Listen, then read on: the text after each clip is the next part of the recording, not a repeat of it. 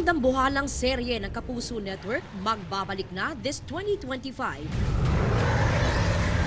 Ang lolong bayani ng bayan na muling pagbibidahan ni Kapuso Prime Action Hero Ruru Madrid.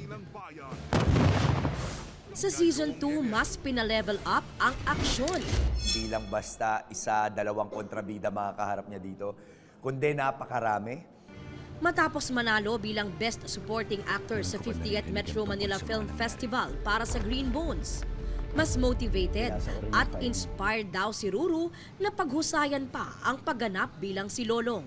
Naibalik nito yung drive, yung passion ko sa craft ko. Mas mahal na mahal ko itong ginagawa ko. Sa MediaCon ng Kapuso Adventure Serye, ipinakilala na rin ang cast. Ang ilan nagbabalik at ang ilan mga bagong makakalaban at magiging kakampi ni Lolong.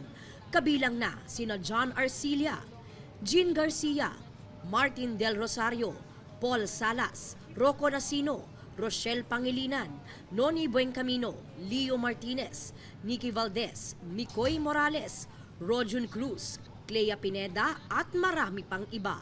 Siyempre, nariyan din ang kaibigan at kasangga ni Lolong, ang buwayang si Dakila. Mas malaki talaga siya, in a way. At the same time, mas malaki yung cast. Nagbabalik din ang love interest ni Ruru na si Elsie, played by Shaira Diaz.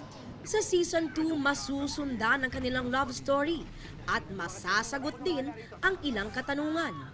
Doon sa mga years na nawala kami, kailangan namin ipakita yung maturity ng bawat characters dito. Si Elsie dito, teacher na. Si Bokyo dito, pulis na. Si Lolong, may iba't ibang trabaho siyang pinapasok. Mas lalong mabubusog yung mga mata ng audience visually kasi ang lawak na nung pwede namin ikutan din. Iba-iba, hindi lang paulit-ulit. So yun yung nakaka-excite doon. Lolo, Bayani ng Bayan, 8 p.m. sa GMA Prime.